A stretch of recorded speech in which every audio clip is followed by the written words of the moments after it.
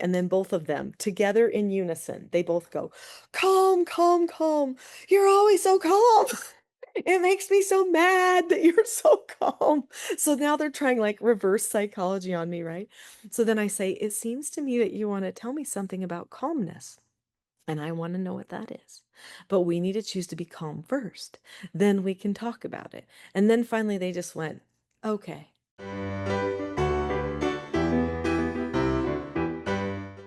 Welcome, everybody. I'm so delighted to be back with a live episode of the Demi Learning Show and to have my dear friend Nicholeen Peck here. We're on opposite coasts right now. She's in Idaho, I'm in North Carolina, but I'm so delighted to have you here to have this conversation with you. I've been waiting all summer to have this conversation. So Me too. let's get started. I'm going to let you introduce yourself, and you're going to tell me from how you from parenting to now, how we got to here. Oh, wow. Okay. So, yeah, that's a story. I'll try to keep it as short as possible because let me tell you what, my life is a story.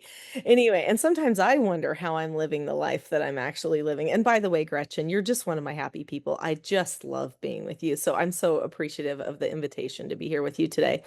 Anyways, okay. So, I have four children and they're all grown and they're all adults, and I'm a grandma, and I have six grandbabies, and one literally just got born like last week. So, number six, that was number six. He just came, so cute. Um, and I homeschooled all my children, so that was something that I did. But I also did therapeutic treatment care for troubled teens for a lot of years.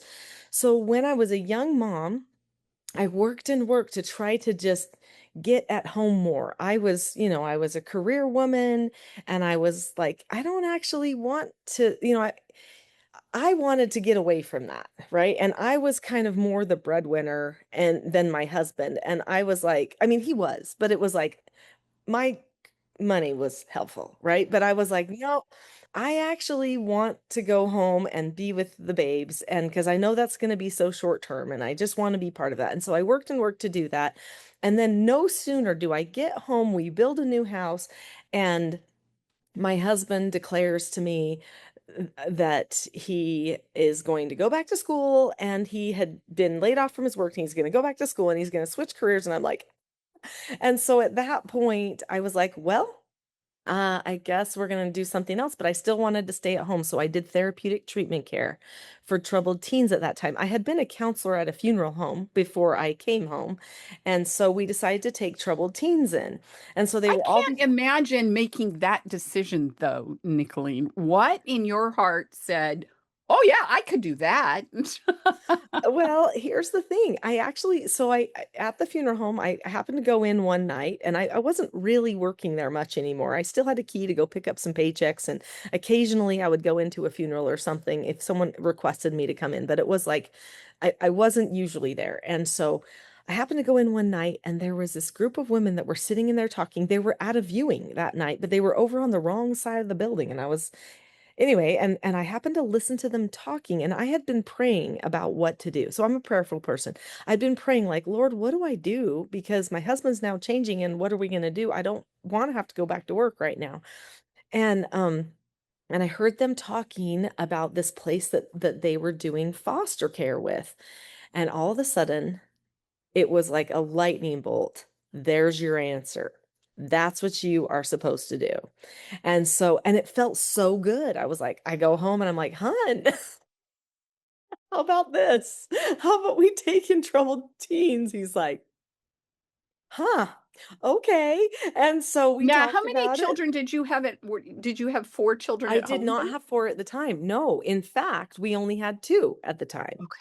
And Oh, so, and they were babies. So it was high maintenance stage. It was like there was a baby and a toddler, right? And I'm like potty training one, and the other one I'm still holding in arms, right? I mean, it's young. And so it seemed like, wow, we're at a busy stage anyway. We're going to now take in teenagers that act like toddlers. That should be interesting. Anyway, and so but we didn't want to take in young children. By the way, the therapeutic care paid more, and I did need more money at the time. And so I took it on like a job. And even though I did care about the children and I wanted the best for all the children that came, I had to think of it as a job. And it was really interesting when I called the place to ask them, if I could maybe look at doing this. She's like, "Well, why do you want to do it?" And I said, "Well, truthfully, I want to do it for employment, and I want to have it be a job." And she said, "That is the best reason to do this because a lot of people do this because they want to save the kids, but these kids are very different and it is a job." And she's like, "So I'm glad you want it to be a job. We will have a conversation." I was like, "Okay." And so I kind of knew what I was getting into. But anyway, so we, behaviorally and stuff, it was something that I felt I was up for the challenge with. And anyway, and we went for it. We got some additional training and certifications and stuff like that to take in this level of children. And we did it for a while. And they came to our home really hardened, really, I'm gonna say dark. Okay, dark. Mm. They had had sometimes lots of abuse in their lives, and there was a lot of neurodiversity. Almost all of them were neurodiverse. They had witnessed some really traumatic things. One of them had found, her father dead, and I mean, there was just a lot of stuff that, and some of them had drug dealing parents, and just all these things, and so we had to help them with a lot of addictions, habits, behaviors, things. But people started noticing that these children would come to our house in this really bleak state. And then in just a matter of time, maybe like a couple of months, they would be like, they're different. They feel different. They look different. They're acting different. What is happening over there? And they would say, "Well, what are you doing?" And I'm like, "Well, I'm just teaching them how to govern themselves. No one's taught them those skills before." And because that's what I decided. I wanted them to have something more than just behavioral modification, though. I wanted them to have heart change for life. I wanted them to see themselves as a different version of themselves so that they would have a higher bar for their lives. And so, anyway, so then people started saying, "Well, I don't think it's just treatment children that need that. I think that my child needs that.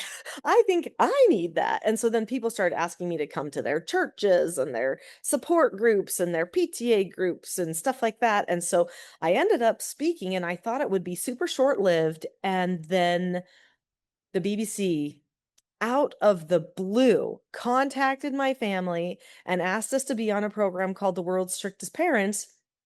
And at first, you have to know, I said no. I'm like, "That is dangerous. I used to be in TV production. I know what happens on the cutting room floor. Like, I'm not going to trust that. They're going to make us look terrible."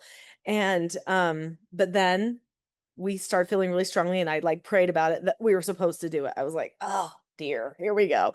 So we did this thing, and two troubled teens, both ages 17, came to stay in our house for 8 days after 2 days of tantrums, literal toddler tantrums, stomping, screaming, sometimes the girl was doing, and them not getting their way and realizing that we had a firm structure that we were gonna stick to, but we also weren't gonna battle them because that was not something that we did.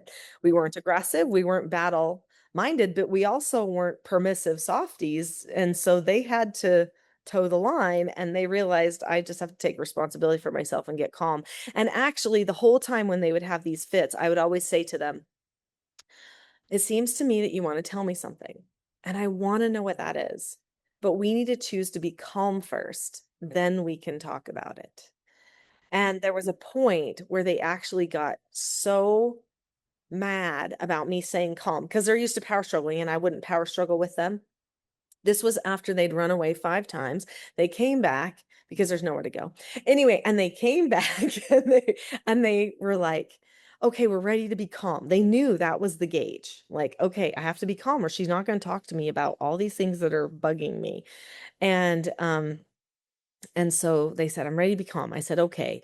And then you see us go downstairs, and in the program, unfortunately, which you can watch on my website, teachingselfgovernment.com, you can see it on the I blog. have I was it was remar I have to say, I walked away from that, and it lived rent free in my head for about 2 weeks because I thought, "What a remarkable." I mean, you were calm in the face of a situation that I'm not sure many adults would have been calm in, even with a depth and breadth of training. So obviously you have quite a gift. So Well, you know, you should know. I'm going to finish my story, but then I got to tell you about my actual nature, which is not just the calm nature. So anyway, we go downstairs and they're screaming like they say they're going to be calm. Then we go down there and they're like, "Your children are too sheltered." And I'm like, "Okay, it seems to me you want to tell me something about my children. I want to know what that is, but we need to choose to be calm first. Then we can talk about it because that's my cardinal rule. Number one, not going to talk until we're front brain, which requires calmness, right? And so because we can't solve a problem in sure. mid and back brain, it doesn't work. Anyway, and they keep going thing after thing, and then both of them together in unison, they both go, "Calm, calm, calm. You're always so calm." It makes me so mad that you're so calm. So now they're trying like reverse psychology on me, right? So then I say, "It seems to me that you want to tell me something about calmness, and I want to know what that is. But we need to choose to be calm first. Then we can talk about it." And then finally they just went, "Okay." And they got calm, and we solved all the problems, and they had a problem with, like, our clothing standard in our family because we were supposed to treat them as if it was our child that came home. Like, anyone Right. comes to visit, I'm not gonna comment on their clothing, but if it's my child that comes home and their breasts are hanging out, well, like, I might comment on that, or something. And so, anyway, so I said, "Well, how about we go buy you some new clothes?" And then all of a sudden they were like, "What? Oh, here I went all out of control over clothes, and we could have just bought new ones, like US clothes. That's exciting, like we're gonna go shopping." Anyway, and so everything became just fine. And it was interesting that then the next day, the girl, Hannah, I said to her, "Hannah, for 2 days you were just really angry, and now all of a sudden you're not. What happened?" And I wish this would have been on the camera because this is my favorite part of the whole show.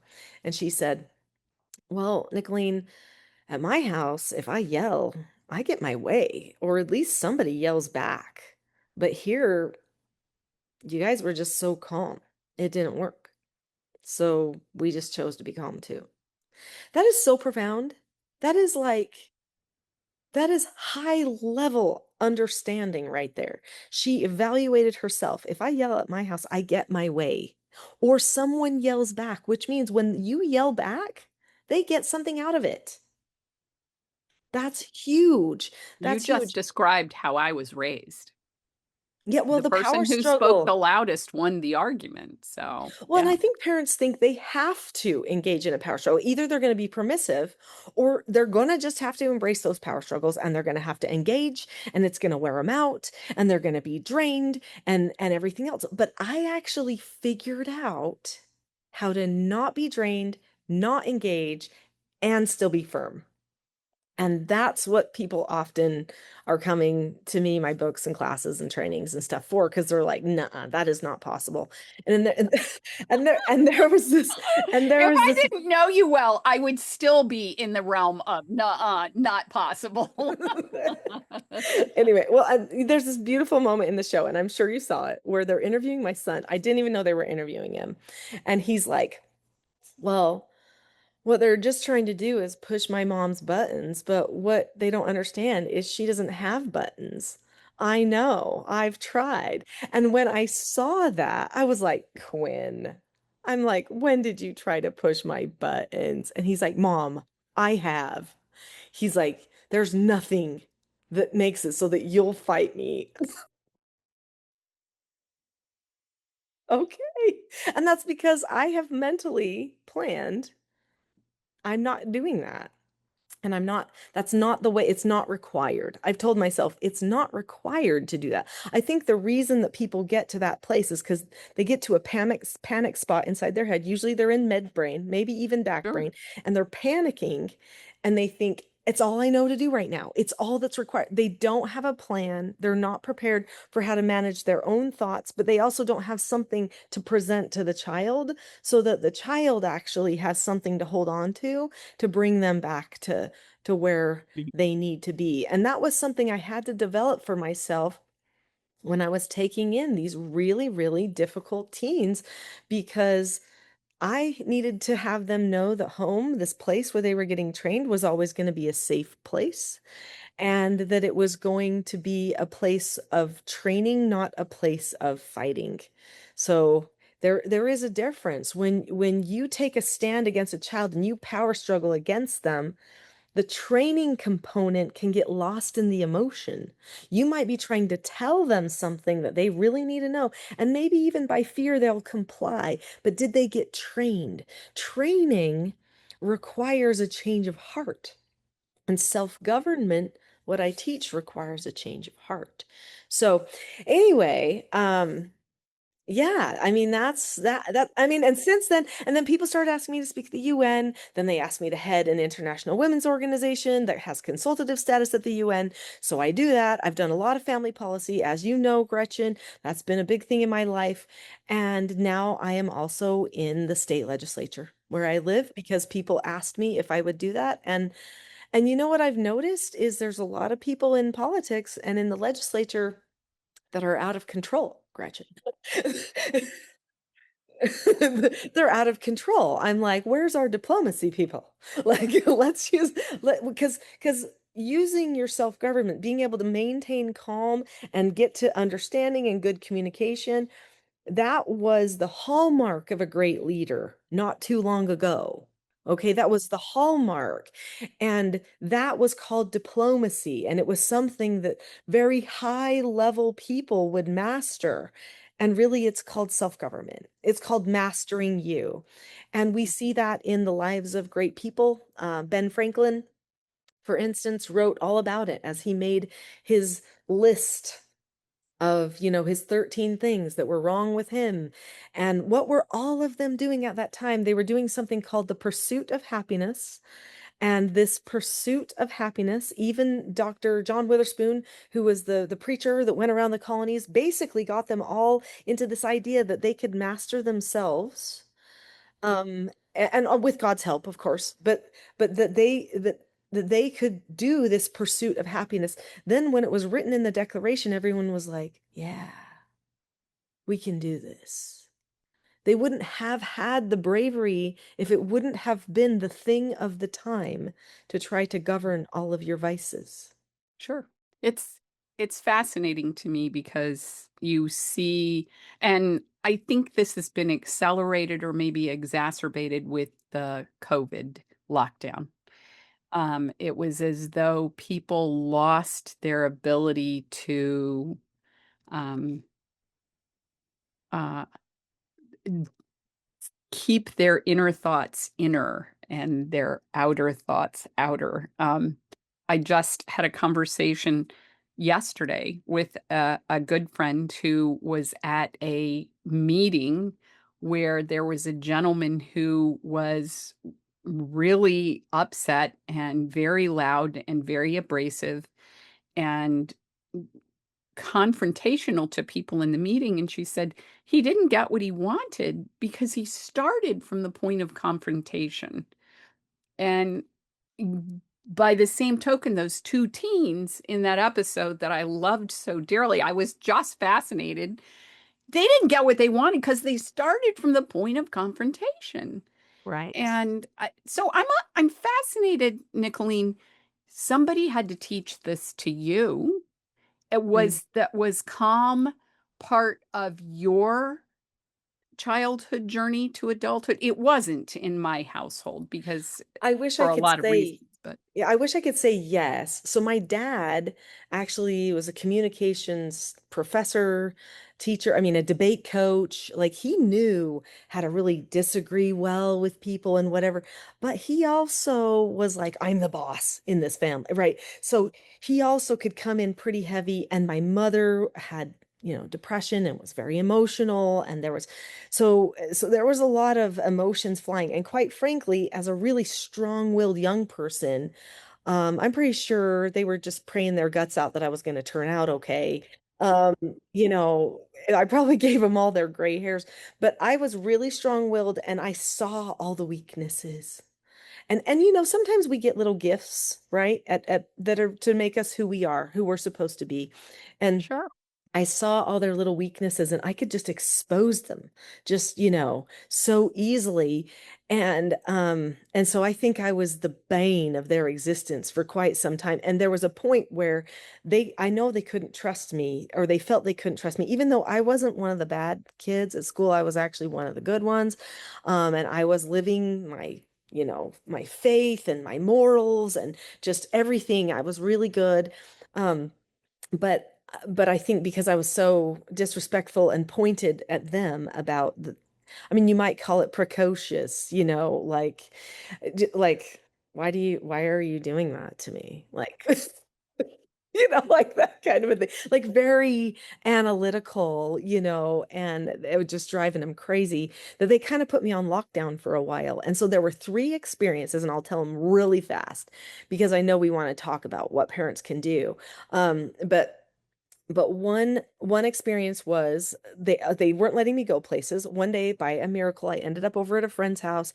The mother was helping us plan a party that was going to be a boy girl party. It was going to be so fun. And then I realized there's no way they're going to let me go. And so I told my friend and her mom, "Hey, you guys have a good time at the party, but there's no way they're going to let me go." And my friend's mom challenged me. She paused and she's like, "What do you mean you can't go? You just helped plan this whole thing. You have to go." And I said, "No, you don't understand. There's no way my parents are going to let me go. All we ever do is fight." Because I was pretty sure they hated me. And I was for sure they didn't understand me. And so she's like, "Nicholeen, have you ever thought of just saying okay?" And I looked at her and I was like, that would never work. That's what they want me to say, because I'm strong-willed and I'm thinking that's not how you get your way, right?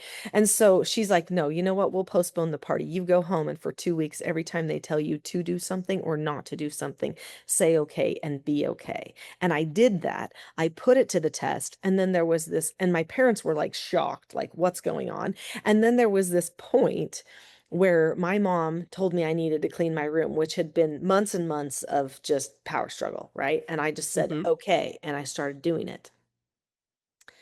And she was watching me in disbelief. And this voice came to my head. And I mean, I don't know. It was just the voice of truth, really. It just came to my head. And it said, "I am so powerful." And I probably misunderstood the voice because I was like, "Yeah, I am so powerful." I was like, "I just chose to be happy. I just picked it. No one is ever going to make me not happy again." So, in the hardest, what I felt like in my youth was one of my hardest circumstances, I just picked happy. And I'm like, I am so powerful. I am choosing happiness right now. I am going to get whatever I want. And so, because I chose to be okay, say okay, and be okay for days, then I could pick to just be totally happy. And this compounded with the second story, which is my my junior high school vice principal. One day I passed him in the hall and I said, "How are you doing, Mr. Naylor?" And he said, "I'm happy, thank you." I went to him later that day and I said, "I passed you earlier in the hall and you didn't say I'm pretty good like most people say. You said I'm happy, thank you. Why did you say that?" And he said, "Because I'm happy." And I said, "Surely you're not always happy. That can't be your go-to salutation." I said, "Because not everybody's happy all the time." And he looked at me and he said, "Why would I choose to be any other way?" This is Wow, like, what an amazing man. he was like, "Yeah, maybe some days when I could be having a bad moment, but I have chosen that as soon as someone asks me how I am, I have a choice right then, and I Mhm. choose happy." And he told me that. And from then on out, when people say, "How are you doing?" I'm like, "I'm happy, thank you. I can pick right now." And so when my mom said, "I need you to clean your room," and I said, "Okay," and then somebody says, "I am so powerful in my head," and I was like, "Yeah, I'm happy. Look how powerful I am." Because my example of happy was this vice principal, right? So it's like I found this thing. And every time you get told to do something or not to do something, that's either follow instruction or accept a no answer. So I started developing these skills for myself. So then the third thing that happened, also because of that same friend, was I had a terrible lying problem. I developed it when I was young, and I had lots of lying that was happening. And this friend finally pulled me aside one day after everyone ran off on me because I'd just lied. And she's like, "Nicholeen, we all know you're a liar and we don't believe anything you say. You should choose to tell the truth." I mean, humbled me down to like you're 14, you want your friends, and And she told me that, and then she turned and walked away. I mean, she corrected me. If it weren't for this family across the street, I would not have, and that vice principal. So I went home and I developed a skill set for myself how to control the impulse to lie, which included controlling the impulse to speak, because I realized that I was lying before I even knew it. And so I had to Mhm. stop myself from speaking first. So for multiple years, anytime I felt that craving to speak, which I had identified within myself as a craving, I would stop myself, take a little step back, and I would say, is this the truth? And if the answer was yes, then I would take a step forward and I would tell exactly what the truth was. If what I was going to say was not the truth, if the answer was no, I told myself I had to turn and walk away, because if I stayed there, I was going to say it. And so I had this little plan. It was a system for how to not lie.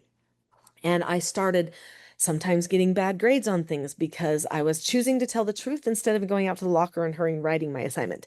I would just, tell the teacher, no, I didn't do it. And I felt it was a great victory because it was me overcoming this impulse to make up a lie. And so I changed. I became a different person. So this age 14 for me, these three things happened. And it transformed me, and it transformed my relationship with my parents. It put the roles in the right place. It transformed everything. Suddenly I was more mature. Suddenly I was given more opportunity. Suddenly I had more impact for good, because suddenly I was reining myself in. I wasn't blaming others for how I felt. Now I was changing myself. So then I start bringing these troubled youth into my home. Well, guess what? I already have that frame of mind. Now, that doesn't mean I'm not a Spitfire, Gretchen, because you can kind of tell I might be. Okay, so I, I'm still this Spitfire, but I can't shoot darts out at these kids, and so I had to tell myself, okay. So now, instead of saying, "Is this the truth?" I'm going to say, I want to say something. Where's the craving to say something? When does it happen? When they're starting to power struggle. What do power struggles look like? Okay. If I know the three types of power struggles and what they look like, then I can tell myself to stop right then. I can ask myself a question, and the question is, am I calm?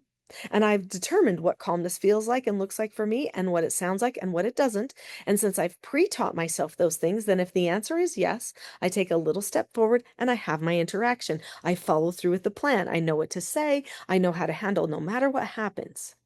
But if the answer is no, then I have to go and do my calm plan. And I had created another calm plan for myself that was going to take 5 minutes or less, and then I could come back and I could handle a problem.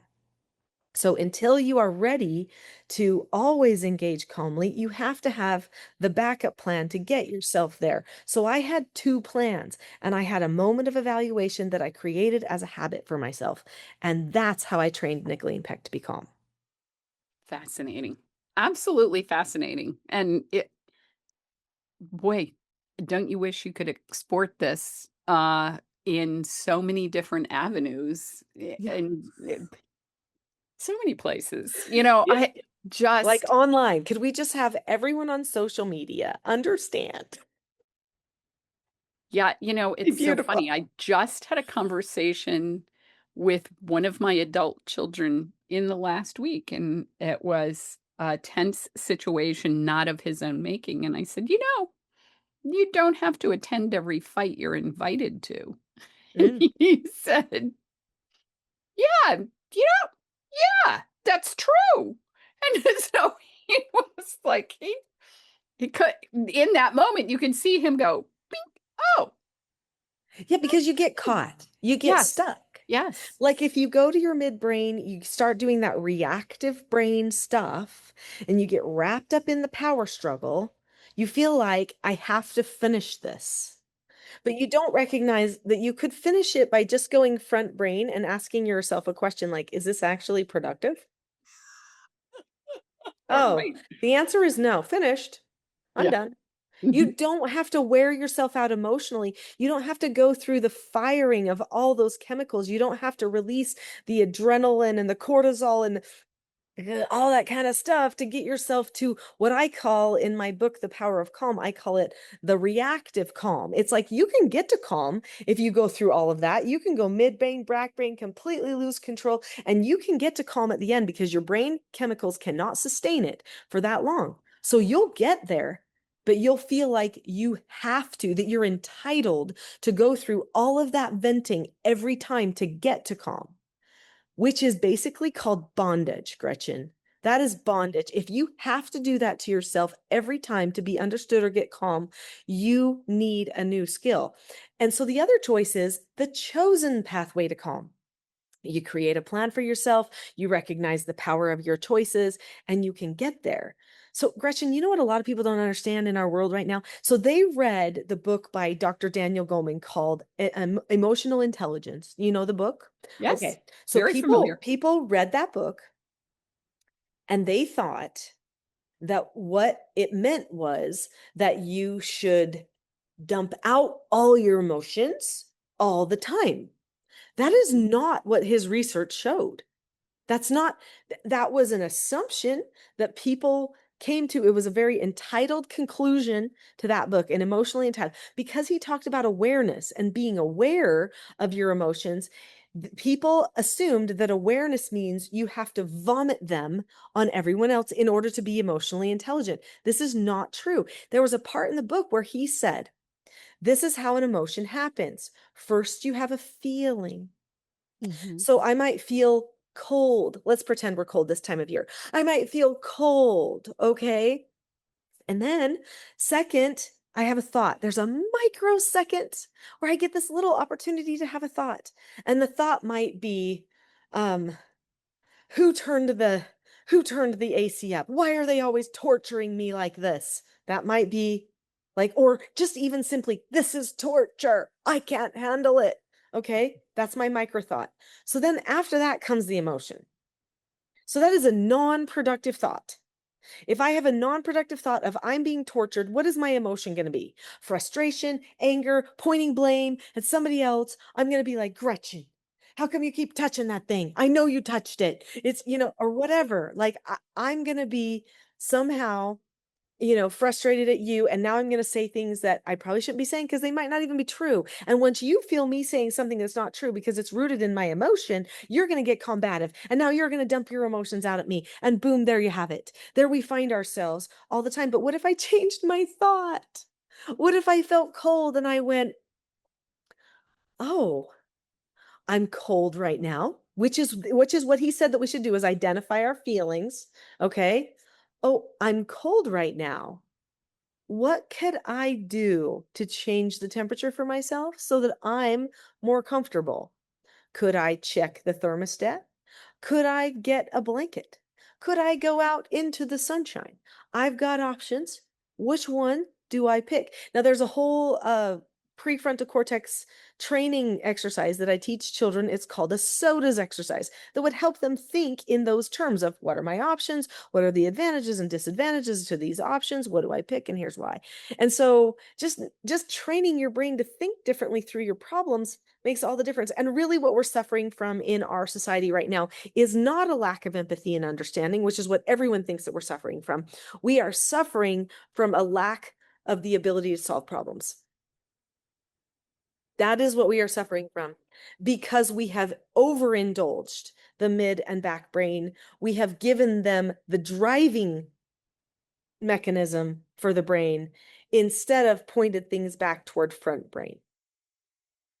Ah, just absolutely breathtaking, and you are completely right. And, in a parental role, it's it's tiring. Let's face it. Being a parent is a full-time, you're always on. My husband used to say, "How come we never get to tap out?"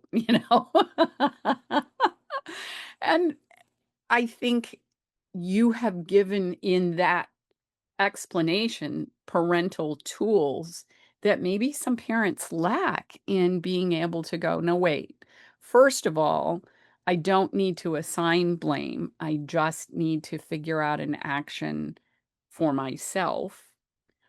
And that's so powerful in that one explanation that you have created here. Well, and it's not just powerful for the parents, Gretchen. It's liberating for them and their children.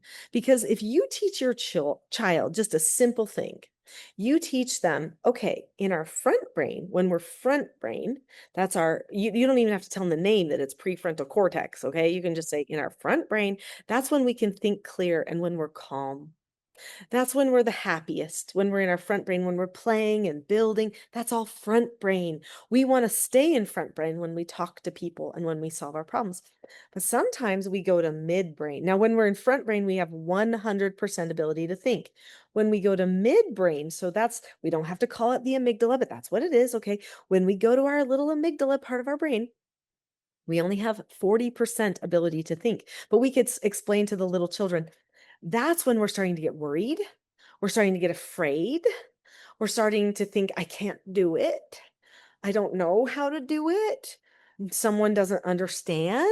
That's midbrain. Okay. We're getting concerned. Our emotions are starting to get triggered because the thought is, I can't do it. I can't do it. And then when we cater to that part a little bit in our midbrain and we go all the way to back brain, which is brainstem, we go all the way back there. We have about, maybe if we're lucky, 10% ability to think.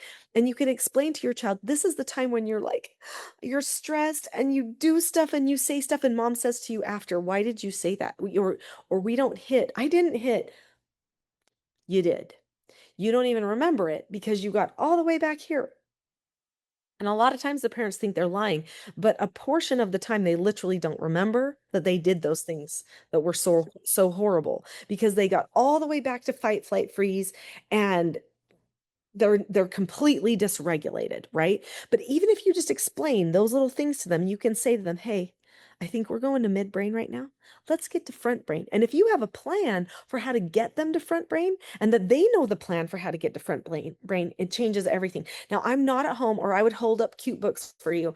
I've written 15 books, Gretchen. You know, I've got like a You whole have, slew of stuff. absolutely. They're Okay. amazing. There's yeah, but there's this one book that is to teach children, and it's called The Calm Crew. Okay. And the Calm Crew has it's a 3 book set. They come all together as one. And the first one teaches them how their brain works. The second one teaches them how to make a calm plan. The third one teaches them that they get to choose it, that they can choose calmness and how to do it in the minute, right in the minute when it's hard. And if you teach them the things in those books, plus then you have the tools that you need as a parent. So in your like I have the Power of Calm book, which is a Mhm. great book for you understanding as a parent how your brain works and the process Sure. that you need to go through to make your own calm plan to get yourself ready. If you've got that, and then you've got the other teaching self-government skills like that are in the other children's books and in the other parent books, like how to follow instructions, how to accept no answers, which is what my neighbor taught me. Okay. How to disagree appropriately, how to accept consequences and take personal responsibility, those types of things. If you've got those things as part of a package and you can help your children get those bits and pieces, they suddenly can analyze what's going on inside themselves. They can tell you, I've got a 4-year-old granddaughter who it's her that, just had the new baby brother. I mean, it's a busy household, okay, Gretchen? She's 4.5, so we can't forget the half. She's four Don't and a forget the half. half. No. And then there's two-year-old twins, okay? Oh Busy as my can be, goodness. and brand new baby boy. So we got 4, busy mama, busy life, okay? But she says to me, here we are taking care of all the twins, and one of them is having a total meltdown.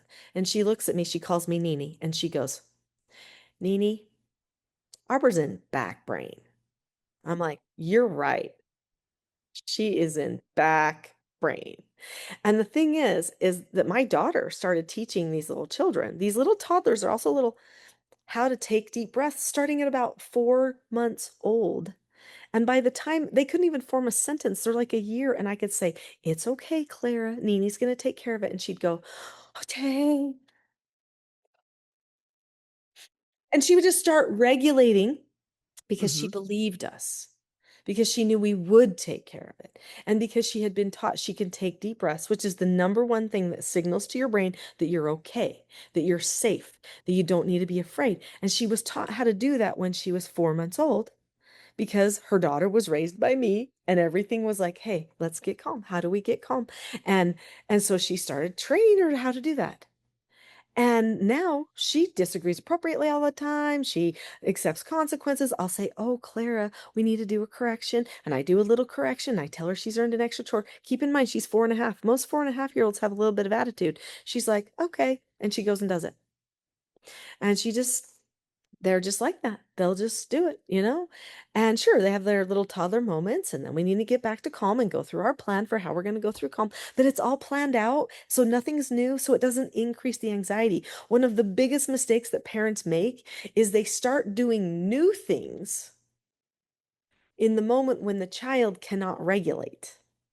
And when Right. you So bring they've in already something gone new, midbrain, back brain, and now you're going to do something different. And I that you're can't and they're even like, "Ah, see I what you're can't doing. process." I mean, the overstimulation now becomes just like overload. They can't do, already they are more stimulated than others, right? But now it's going to just hit its max. And Sure. so that the smart parent, what they do is they make a plan ahead of time. Now, some parents might say, "Oh, great, click, I'm done. I didn't make a plan ahead of time." No, no, no. You can always make a plan, okay?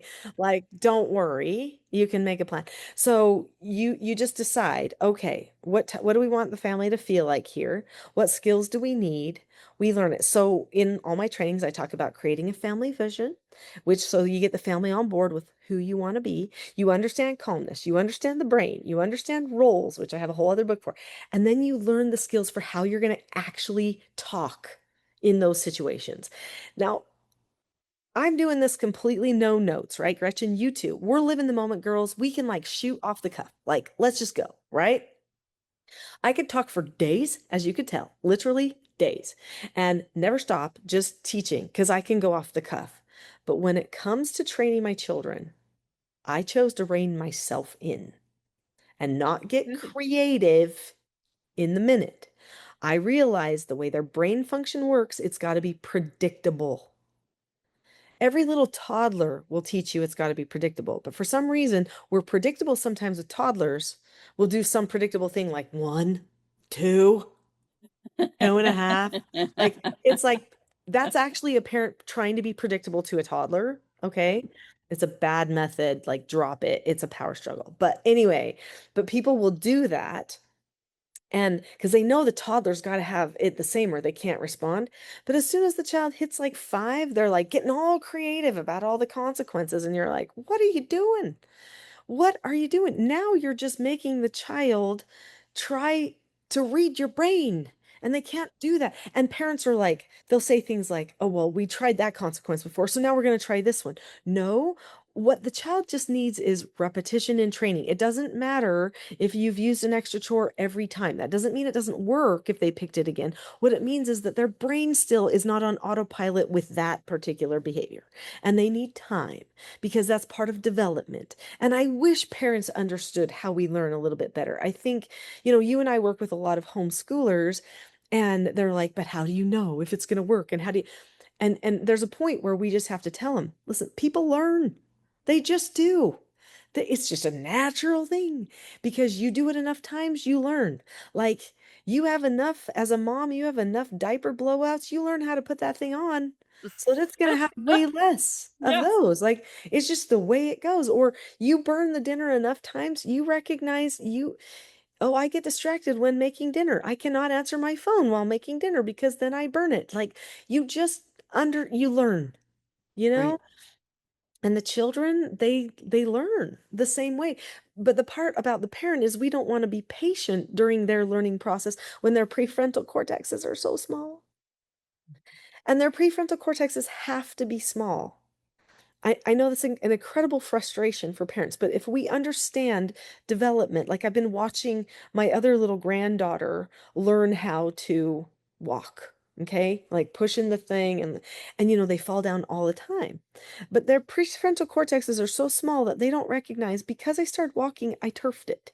Because if their prefrontal cortexes were smart enough to put all that cause and effect together, they would not try it again. Right. They'd be like, "I'm sitting down for life. You can carry me. I'm good." And we had people like Einstein who probably had a very developed prefrontal cortex. He let his mom just do everything for him. He didn't even talk till he was 3. He was probably on the spectrum, but anyway, he didn't even talk till he was 3, okay? And because he said, and finally one day his mom gives him hot chocolate, he's like, this is too hot. First words out of his mouth are a full sentence. What are you talking about? And she's like, you can talk? Like, how come you never said anything before? And he's like, well, you never did anything wrong before.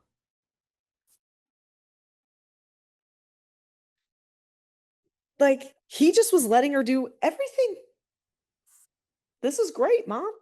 I mean, I like, come on, Anyway, so their prefrontal cortexes are small for a reason. It makes it so that you can also mess up quite a few times and they'll keep forgiving you. Bless that. Bless that, because we have to learn too along the way. And that first little child, it's like the first pancake on the griddle, Right. it's like gets a little burned, gets a little bit pudding on the inside. You're like, oh, and so you get to the second child and you're like, okay, we're not going to do that again. Got it. Right? Like they have to be patient with our learning too. We're Sure. not perfect. We don't have to be.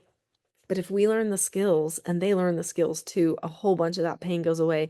And then you can spend your time, instead of talking about making the bed and brushing the teeth, you can spend your time talking about why other people are having tantrums with their parents when they don't need to. Or you can talk about something deep, like, why fishes, you know, go like that, when they don't breathe. Like, why do they do Right. it? And figure it out. Right. So, Nicholeen, I was fascinated by the mom who asked the question. Where is it? It says, my husband really wants us to engage in gentle parenting, but I have out of control kids. Help. Can you, because this is so omnipresent in society right now, I think maybe we're misinterpreting gentle and permissive. And maybe it's just my interpretation, but can you help me codify this, particularly for our audience, because I think they'll appreciate your perspective? 100%. So there was a person named Sarah Ockwell Smith. And she was the one who, back in like 2007, she popularized the term gentle parenting. And in 2000, I think it was like 15, she published a book called Gentle Parenting. Now, I have to admit, I did not read it, but I know that she is the one kind of credited with this movement. And the whole idea of the movement is not really, I think, what actually happened with the movement. I think she tried to converge two worlds. She tried to converge this really feeling like emotionally more entitled movement and Empathetic. yeah, Yeah. understanding, which is actually not a bad thing. That's a good thing, Mhm. right? To be understanding. So she wanted to bring that in. And then she did want to say that there should be boundaries and stuff like that. I think that she did want to have some structure there, but it totally missed its mark. In fact, she has said publicly that she regrets using the term gentle parenting and the way that things have gone, because basically what got popularized online was not what she planned for there to be. So basically, what Mhm. happened was parents started saying, okay, gentle parenting means that you don't use consequences, because consequences are bad, and you don't tell your child no because that gives them trauma. Whoa, if that gives them trauma, we're all The world's traumatized. gonna be an Like, ugly place. yeah, I mean, then everyone's gonna have a whole lot of big T trauma later Mm. because nobody's gonna have a boundary, right? Mhm. You're supposed to negotiate everything. This is how it kind of got, like a permissive parent does. Oh, I'm going to just negotiate, negotiate, negotiate.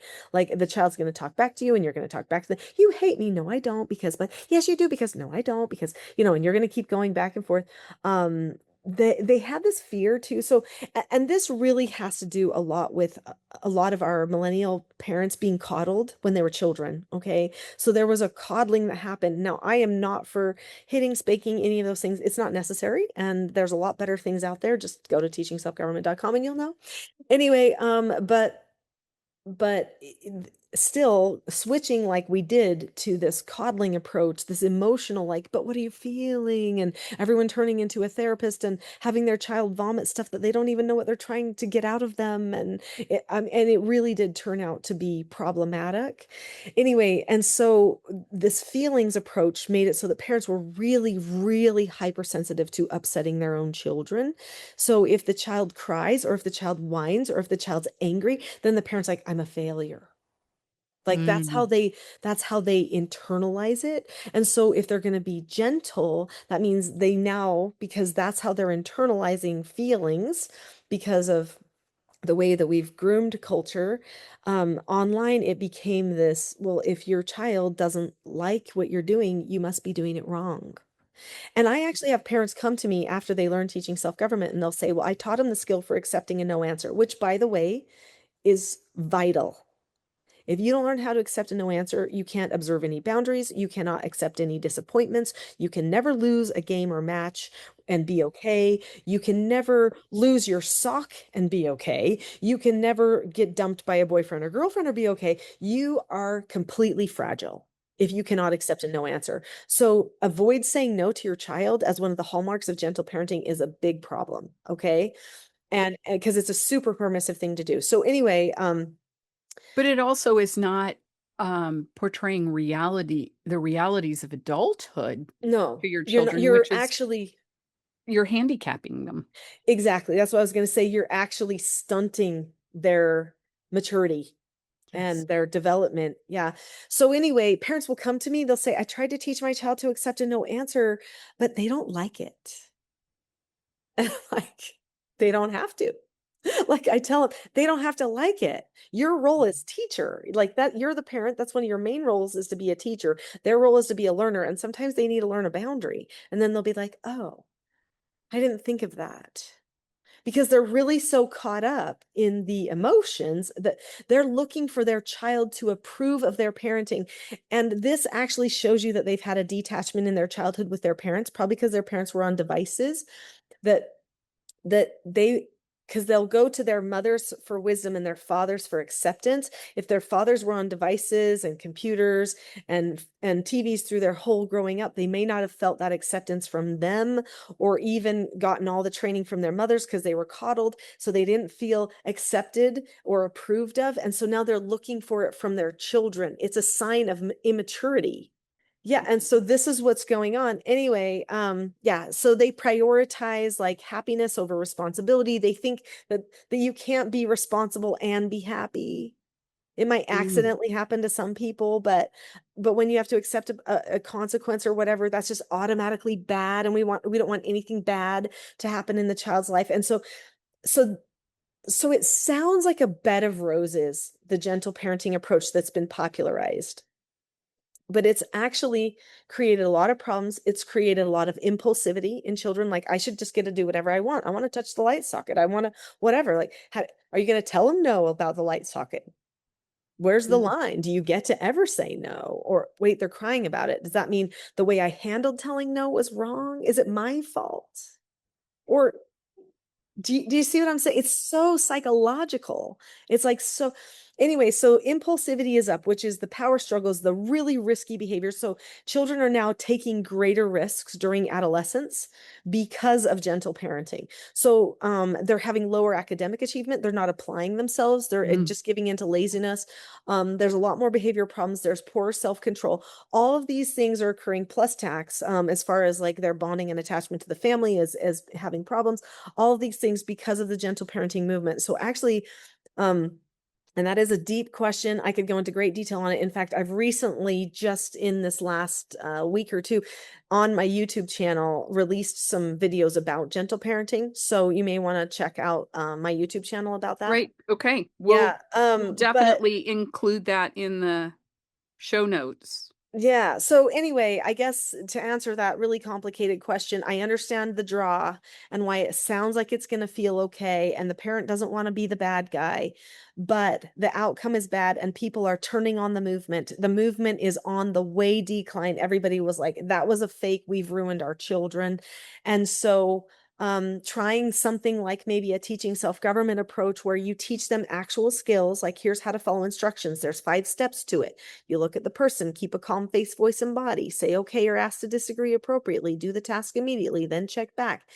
And you correct them in the same way by having your own script, your own skill to use, for all the skills that they need.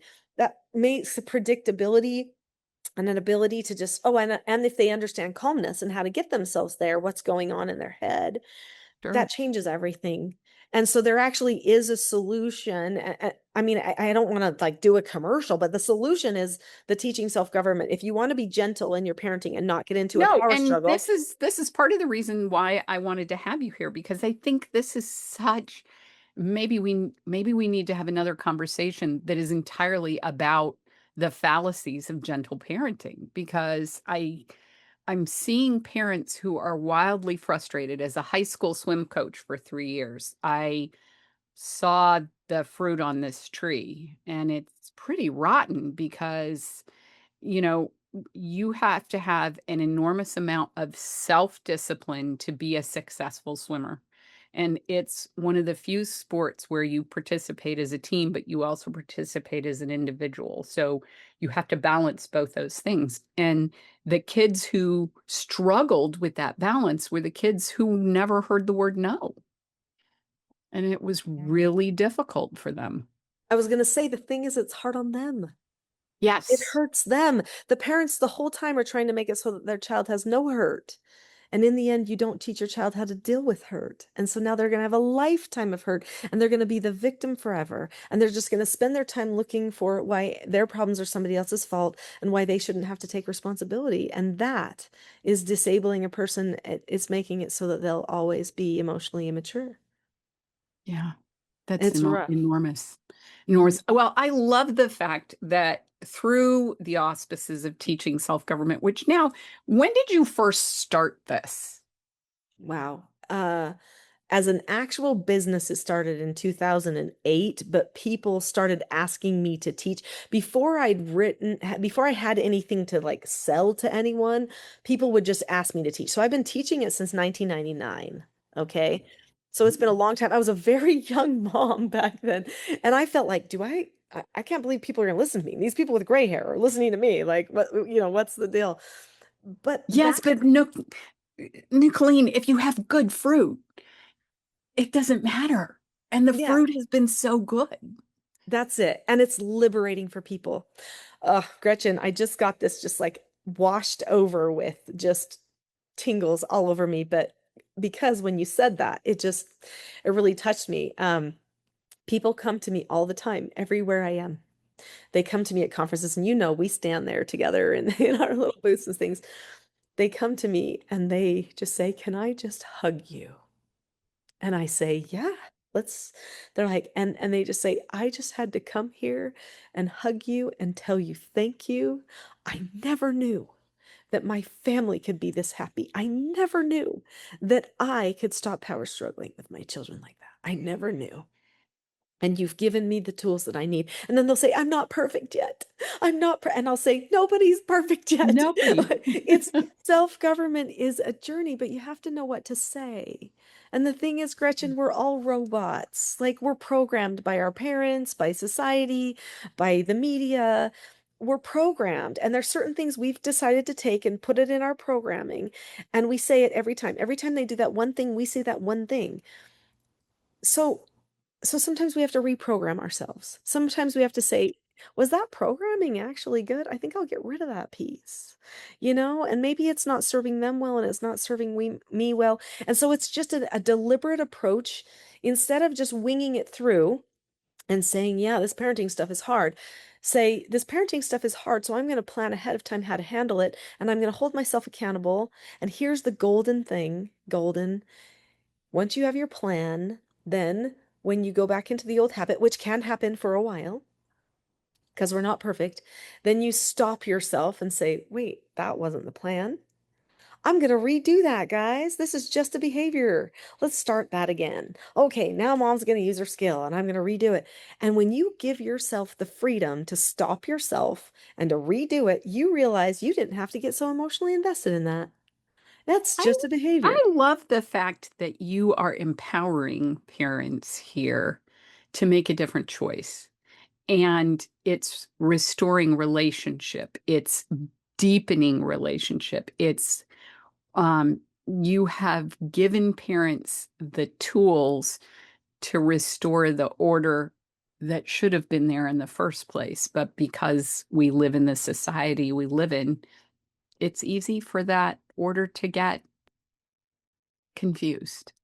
And I think we get instead of empowering parents, we're entitling parents. Very true. That is very true. And it's really it's having a trickle down effect to the children, and then they're like, "Oh, my child, I got a bad one." Or you got a child and they Right. all need training. Absolutely. You know? Absolutely.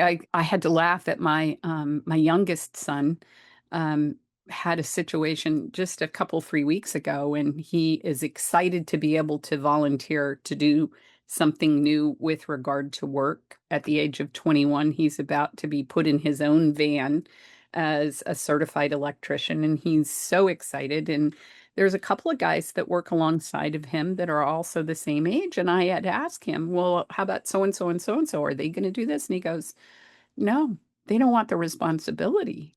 Mm. And He's so mature, they're not. with confidence comes responsibility, they go Mm. together. And, I Ooh, I said, "Well, love how do that. you feel about that?" He said, "I'm not waiting for them." He said, "My future's really bright." And he's one of those kids who would answer, "I'm happy." All the time.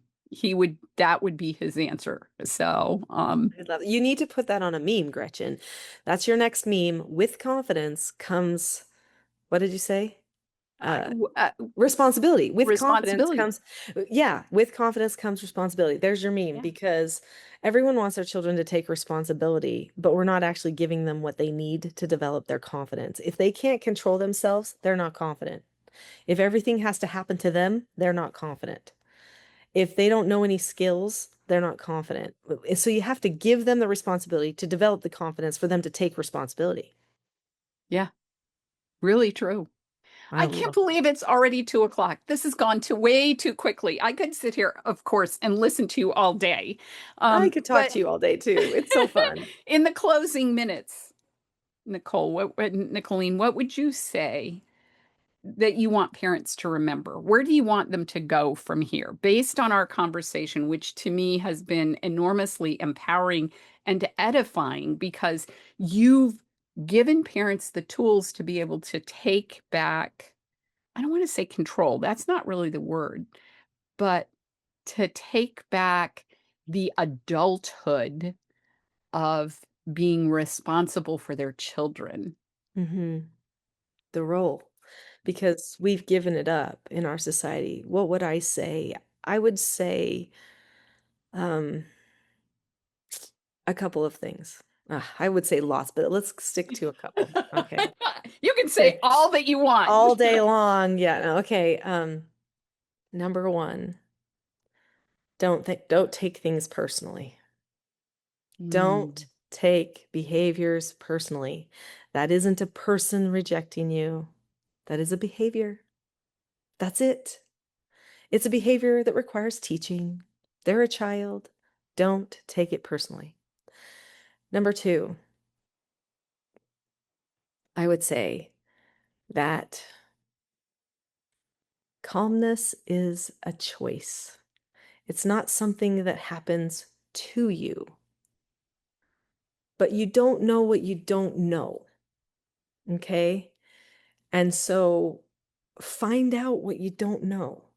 If you've got a dialogue going on the inside, challenge it. Ask yourself Mm. questions so that you can make a different choice right in the minute. And then, after you've made the choice to not react, to not engage in the power struggle, get the help you need.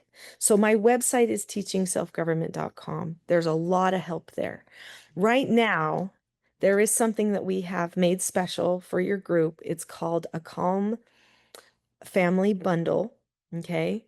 So the Calm Family Bundle has the Power of Calm book. It has the Calm Crew book. It's got some cue cards with some scripts that you can use that go with some of my other training materials. It's got a class about calmness because calmness is a really good place to start. And so that Calm Family Bundle right now has a discount if you go to teachselfgov.com/Gretchen. Gretchen. Okay, Okay. Gretchen, just spell Gretchen. Teachselfgov.com/Gretchen. If you go there, you'll be able to get that Calm Parenting Toolkit for way cheaper. You can see all kinds of stuff at teachingselfgovernment.com. Um, and and I mean, I have free stuff out there galore, but where I would start is I would start with calmness, and then after that, I would learn the skills that you need. You've got to have a plan. Mm, As long as you don't have a plan, then you still don't know what you don't know, and you're going to feel like you have to go to midbrain to solve your problem. right. And then you end up feeling guilt after, because once all your brain chemicals calm down and you've been through that chemical calm, that reactive calm, then you go, why did I do it again? And we don't have to have those Mm. moments all the time. We can stop ourselves and say, I'm making a different plan. And that Calm Family Bundle will help. Excellent. Excellent. I think our audience can see why I have been so excited for this conversation. I have learned things today.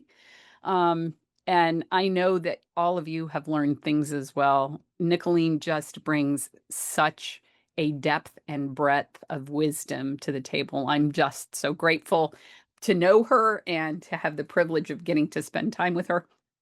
You have to come back around to that singular conversation again, because you might have to maybe think about the possibilities of helping parents extricate themselves from what has become a bad deal. Yeah. And that might be a worthwhile conversation.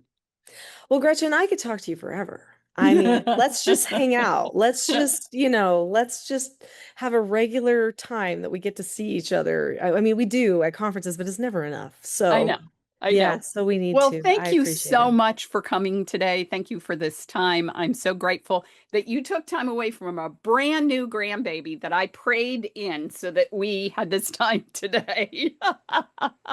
Well, And I your wanted prayers to were say thank you. answered, and he's beautiful, and Oh he's my goodness. perfect, and we're just so How happy. But much did he weigh? So we've got to have the deets before you leave. all the details, he was 19 inches, and he weighed 7 pounds 8 ounces. So just a That's good, the healthy perfect size baby. little guy, and he's just calm and wonderful, and his little siblings are just enamored with him, That's amazing. So Yeah. are the twins both girls? No, it's a girl and a boy. A So they were girl and a fraternal. boy. Oh, Yeah. wow. So that means they now have two girls, two boys. 2 boys. That's Yeah, really awesome. I know. It's Congratulations super fun. again to you and to the parents, and, Thank you. I wish you all the joy of the journey. Nicholeen, Yeah. thank you so much for the time My that you spent pleasure. today. Happy to do it again with you, Okay, Gretchen. sounds good. Okay. Take We'll care. see ya. Bye-bye. Bye-bye. Thanks again for joining us. We're glad to be a part of your educational community. You can help us grow our community even more by rating, reviewing, and subscribing to the show wherever you may be hearing this. Don't forget that you can access the show notes and watch a recording at demilearning.com/show or on our YouTube channel. We'll see you again next time. Until then, keep building strong foundations for lifelong learning.